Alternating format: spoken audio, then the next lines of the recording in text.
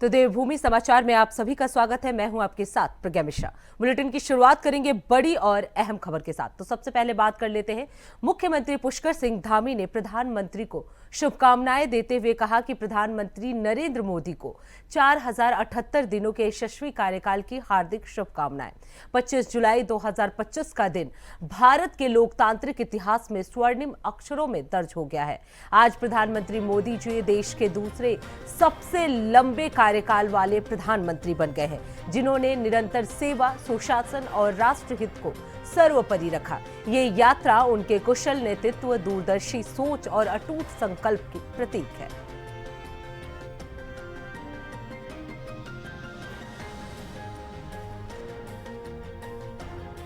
आजाद भारत के इतिहास में प्रधानमंत्री के रूप में दूसरा सबसे लंबा कार्यकाल पूरा करने वाले आदरणीय प्रधानमंत्री श्री नरेंद्र मोदी जी को, जो जन गण मन के नायक हैं, उनको मैं देवभूमि उत्तराखंड की जनता की ओर से बहुत बधाई देता हूं, शुभकामनाएं देता हूं। उनके नेतृत्व में आज देश तेजी से आगे बढ़ रहा है। विश्व के अंदर भारत की एक अलग पहचान विकसित हो रही है। अंत्योदय को सिद्धांत को लेकर अंतिम छोर में खड़े हुए व्यक्ति तक विकास की धारा पहुंचाने का काम हुआ है। भारत को पुनः विश्व गुरु के रूप में स्थापित करने के लिए उन्होंने जो परिश्रम किया है, परिश्रम की पराकाष्ठा की है, आज पूरे देश के अंदर और दुनिया के अंदर यह दिखाई दे रहा है। और मैं उनको नए भारत का निर्माता कहूं तो ये कोई अतिशयोक्ति नहीं होगी। जिस प्रकार से हर क्षेत्र में नई नई योजनाओं के माध्यम से, नवाचार के माध्यम से, साइंस एंड टेक्नोलॉजी के क्षेत्र में हो या इनोवेशन के क्षेत्र में हो या नए ऐतिहासिक निर्णय लेने हो, सभी में एक नया कीर्तिमान स्थापित हुआ है। और विकसित भारत के सूत्र को भारत और दुनिया के सामने, और दुनिया के सामने भारत का लक्ष्य तय करके कि 2047 तक विकसित भारत बनेगा, सच में ये हम सब का सौभाग्य है, भारतवासियों का सौभाग्य है कि उनका नेतृत्व आज देश को प्राप्त हो रहा है। मैं भगवान से प्रार्थना करता हूं, भगवान बद्री विशाल से, बाबा केदार से, उत्तराखंड के सभी देवी देवताओं की तरफ से कि वो स्वस्थ रहें, दीर्घायु हों। अब रुक करते हैं अगली खबर की। 25 जुलाई 2025 का दिन भारतीय लोकतंत्र के इतिहास में एक ऐतिहासिक मील का पत्थर बन गया है, जब प्रधानमंत्री नरेंद्र मोदी ने 4078 दिनों के निरंतर और सफल कार्यकाल को पूरा करते हुए देश के दूसरे सबसे लंबे समय तक सेवा देने वाले प्रधानमंत्री बनने का गौरव प्राप्त किया है। आपको बता दें, बीजेपी के प्रदेश प्रवक्ता हनी पाठक ने कहा कि प्रधानमंत्री मोदी जी का कार्यकाल सकारात्मक सोच, जन सेवा और देश हित की भावना का आदर्श उदाहरण है।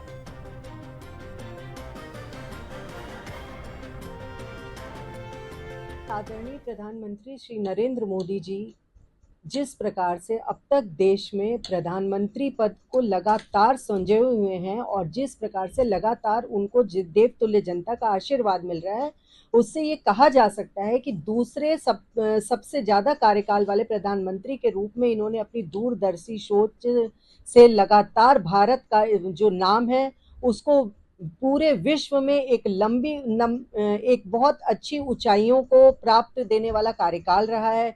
सकारात्मक सोच से इनकी लगातार सब उनसे जुड़े हैं। लगातार अगर इनका कार्यकाल देखा जाए तो इनके जो नेतृत्व है उससे दूरदर्शी सोच, उनके संकल्प की पहचान दिखाई देती है। और प्रधानमंत्री जी ने अपने कार्यों से हर भारतीयों को सपने देखने के साथ साथ सपने को किस तरीके से धरातल पर उतारना है उसके भी लगातार कार्य किए हैं। तो कहा जा सकता है कि हमारे यशस्वी प्रधानमंत्री श्री नरेंद्र मोदी जी का जो कार्यकाल है वो काफी अच्छा हमारे भारतवर्ष के लिए रहा है। अब रुक करते हैं अगली खबर के। उत्तराखंड में शिक्षा की गुणवत्ता और बुनियादी ढांचे के विकास सहित विभिन्न विषयों को लेकर आगामी 30 जुलाई को एक बड़ी बैठक होने जा रही है। आपको बता दें, इस बैठक में उत्तराखंड के राज्यपाल गुरमीत सिंह, मुख्यमंत्री पुष्कर सिंह धामी, प्रदेश के शिक्षा मंत्री डॉक्टर धन सिंह रावत और शिक्षा विभाग के वरिष्ठ अधिकारी जो है वो मौजूद रहेंगे। आपको बता दें, माध्यमिक शिक्षा निदेशक डॉक्टर मुकुल सती ने बताया कि उत्तराखंड में जितनी भी एजेंसियां काम कर रही हैं, उनके CSR फंड से उत्तराखंड के स्कूलों को सुसज्जित करने और अच्छे विद्यालय के निर्माण के लिए उनसे उम्मीद की जा रही है। आपको बता दें, CSR corporate social responsibility fund का उपयोग करके स्कूल कई तरह से लाभान्वित हो सकते हैं, जैसे कि बुनियादी ढांचे का विकास, छात्रवृत्ति, शिक्षक प्रशिक्षण और शैक्षिक कार्यों के लिए इसका बेहतर उपयोग किया जा सकता है।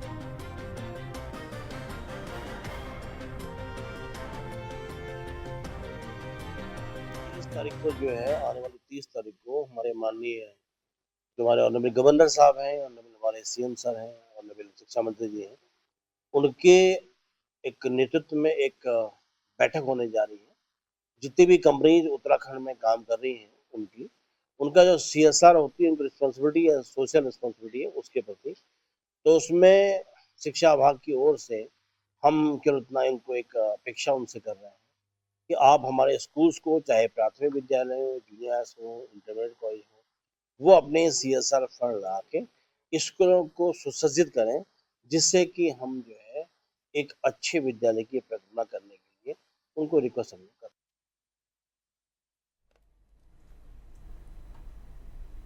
अब रुक करते हैं अगली खबर की। खबर देहरादून से है, जहां LUCC चीट फंड कंपनी ने बड़ा फ्रॉड किया है। आपको बता दें, प्रदेश में लगभग 92 करोड़ रुपए ठग कर ये कंपनी भाग चुकी है। इस मामले में उत्तराखंड के सांसदों ने गढ़वाल लोकसभा सांसद और बीजेपी के राष्ट्रीय मीडिया प्रभारी अनिल बलूनी के नेतृत्व में केंद्रीय गृह मंत्री अमित शाह से मुलाकात की गई है। आपको बता दें, गढ़वाल सांसद अनिल बलूनी ने बताया कि केंद्रीय गृह मंत्री अमित शाह से उन्होंने इस मामले में सख्त कार्रवाई करने के निवेदन किए हैं। इस कंपनी के प्रमोटर विदेश भाग चुके हैं और ऐसे में उनके खिलाफ लुकआउट नोटिस जारी होना चाहिए। सांसद अनिल बलूनी ने कहा कि गृह मंत्री ने भरोसा दिया है कि इस मामले में उचित कार्रवाई की जाए। उनके साथ ही उन्होंने कहा कि जल्द ही इस मामले में विदेश मंत्री से भी मुलाकात की जाएगी और आरोपियों के पासपोर्ट जो है वो रद्द करने की कार्रवाई के लिए निवेदन किया जाएगा। देखिए, आज हम उत्तराखंड के सांसद माननीय गृह मंत्री अमित शाह जी से हम लोगों ने मुलाकात की है और आप सब लोगों की जानकारी में है कि उत्तराखंड में LUCC नाम से एक चिट फंड की कंपनी काम करती थी, जो कि बहुत सारे हमारे वहाँ के जो गरीब लोग हैं, मेहनतकश लोग हैं, उनका पैसा ठग के और वो लोग भाग गए हैं। बहुत सारी FIRs भी उसमें हुई हैं और ऐसा बताया गया कि जो उसके प्रमोटर्स हैं वो कहीं विदेश चले गए हैं। तो आज हम गृह मंत्री जी से हमने मुलाकात की थी। हमने गृह मंत्री जी से आग्रह किया कि इस कंपनी के खिलाफ सख्त से सख्त कार्रवाई होनी चाहिए। इसके प्रमोटर्स जो विदेश में हैं, इंटरपोल की चाहे मदद लेनी पड़े उनको लाना चाहिए और लोगों को जो उनका मेहनत का पैसा है वह मिलना चाहिए।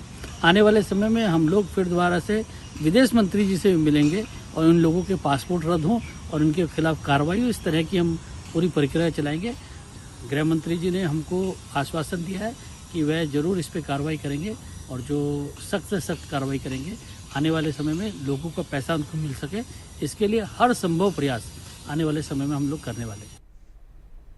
अब रुक करते हैं अगली खबर के। मुख्यमंत्री पुष्कर सिंह धामी के नेतृत्व में उत्तराखंड सरकार जल संरक्षण, हरित विकास और सतत पर्यावरण प्रबंधन को लेकर सजगता से कार्य कर रही है। इसी कड़ी में मसूरी देहरादून विकास प्राधिकरण ने राजधानी देहरादून और आसपास के क्षेत्रों में जल संरक्षण और वर्षा संचयन को लेकर कई अनुभव योजनाएं लागू की है।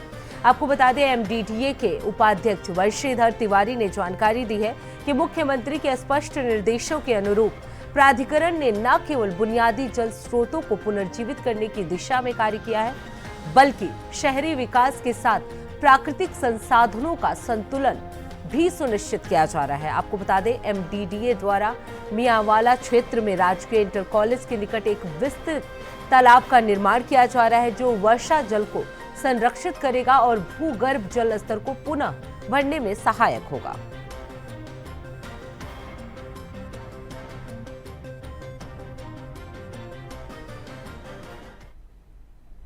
अब रुक करते हैं अगली खबर की। खबर हरिद्वार से है, जहां जिले की 318 ग्राम पंचायतों और 6 क्षेत्र पंचायतों को राज्य वित्त आयोग की संस्तुतियों के साथ 31.92 करोड़ की पहली किस्त जो है वो जारी कर दी गई है। ग्राम पंचायतों को 22 करोड़ के आसपास और क्षेत्र पंचायतों को 9 करोड़ सीधे खाते में ट्रांसफर किए गए हैं। जिला पंचायत राज अधिकारी अतुल प्रताप सिंह ने बताया कि स्वच्छता जल निकासी, सड़क निर्माण, स्ट्रीट लाइट, सामुदायिक भवन जैसे कार्य प्राथमिकता पर रहेंगे। बजट का पूरा सदुपयोग किया जाएगा और गुणवत्ता से कोई समझौता नहीं होगा। इसके साथ ही आबादी के अनुपात में बजट का वितरण भी जो है वो सुनिश्चित किया गया है। इससे ग्रामीणों में विकास की उम्मीद और पंचायत प्रतिनिधियों में उत्साह देखने को मिल रहा है।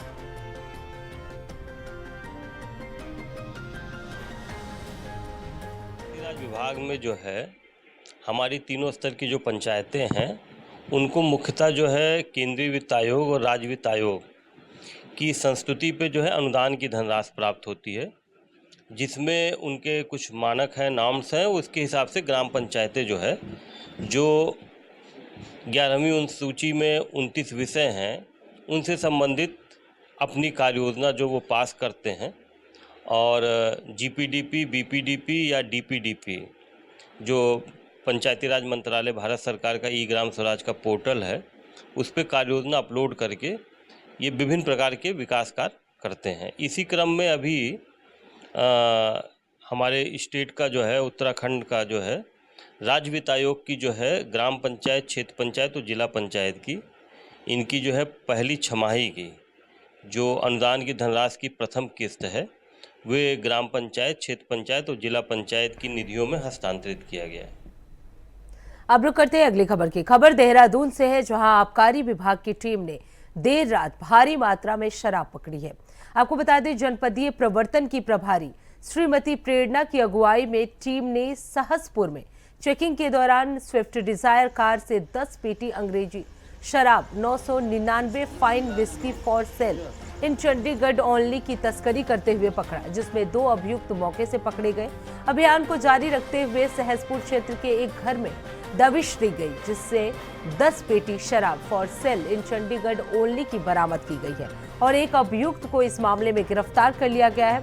तीनों अभियुक्तों के विरुद्ध धारा 63-72 आबकारी अधिनियम के तहत मुकदमा जो है वो पंजीकृत किया गया है। आबकारी टीम ने 20 पेटी अंग्रेजी, देसी और शराब for sale in Chandigarh only बरामद की है। टीम द्वारा चुनाव के दृष्टिकोण लगातार संदिग्ध स्थल में अवैध शराब की रोकथाम हेतु निगरानी की जा रही है।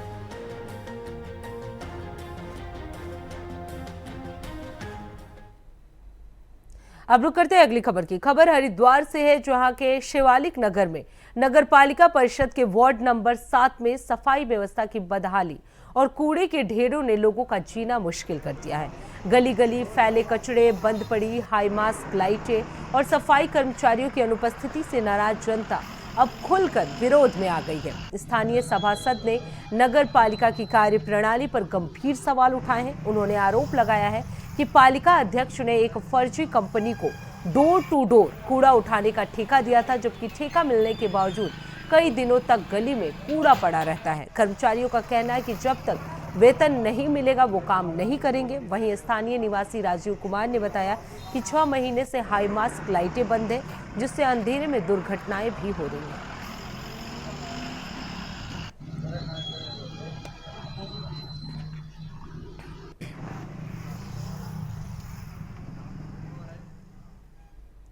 अब रुक करते हैं अगली खबर की। उत्तराखंड की सांस्कृतिक नगरी अल्मोड़ा को ताम्र नगरी के नाम से भी जाना जाता है। आपको बता दें, अल्मोड़ा में बनने वाले तांबे के बर्तनों को करीब 100 साल पहले यहां पर बनाया जा रहा है। अल्मोड़ा के टमटा मोहल्ला और दुगल खोला स्थित ग्राम ताम्र नगरी में बनाए जाने वाले तांबे के बर्तनों की डिमांड उत्तराखंड समेत कई राज्यों और विदेशों में भी देखने को मिलती है।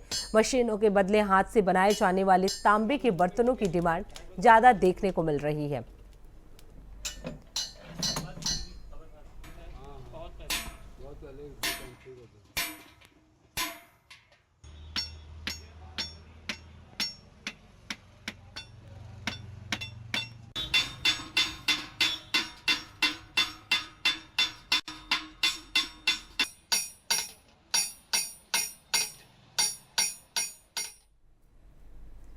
अब रुक करते हैं अगली खबर की। रुड़की कोतवाली क्षेत्र के डोडा कल्याणपुर गांव में गुरुवार की रात बीएसएफ के जवान सुमित कुमार के पिता कुंवर पाल के ओमी नाम के व्यक्ति ने अपने साथियों के साथ मिलकर चाकू मारकर उनकी हत्या कर दी, जिसके बाद आरोपियों ने कुंवरलाल के शव को बरामद कर झाड़ियों में फेंक दिया। तो वहीं आरोपी मौके से फरार हो गए। पुलिस ने इस मामले में आरोपियों के खिलाफ हत्या का मुकदमा दर्ज कर लिया है। आपको बता दें, कुंवरपाल की हत्या के बाद सभी आरोपी फरार होने में कामयाब हो गए हैं।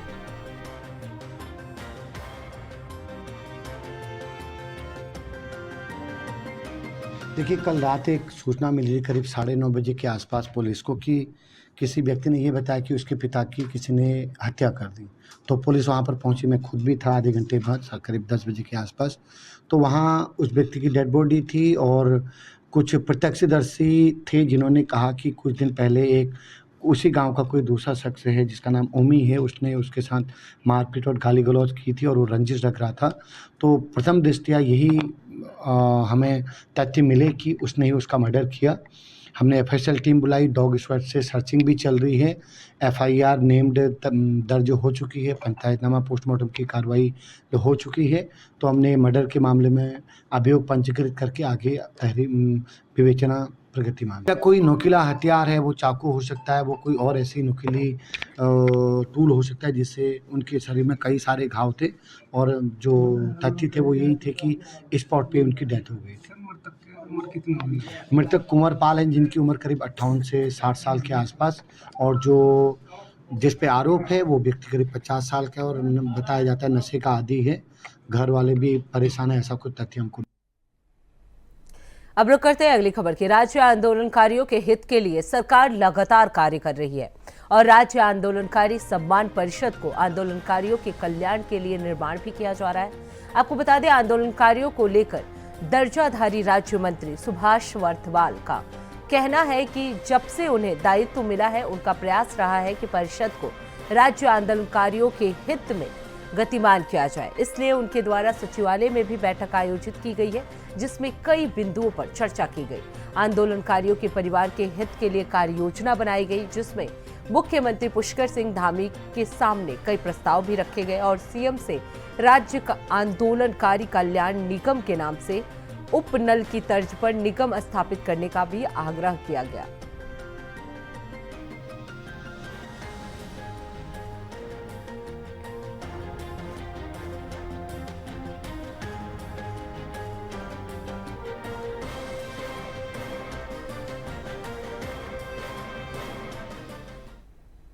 तो फिलहाल देवभूमि समाचार में बस इतना ही। देश दुनिया की तमाम बड़ी खबरों के लिए देखते रहिए इंडिया वॉइस। तब तक के लिए नमस्कार।